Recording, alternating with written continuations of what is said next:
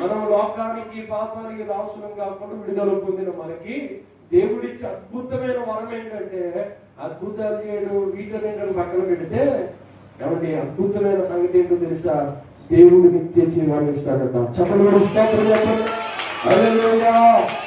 ఎవరికి దేవుడు నిత్య జీవాన్ని ఇస్తాడు? స్వతంత్రులుగా అయిన వారికే. వినాలి. ఎవరికి దేవుడు నిత్య జీవాన్ని ఇస్తాడు? స్వతంత్రులుగా అయిన వారికి. బానిసలకు ఇస్తాడా?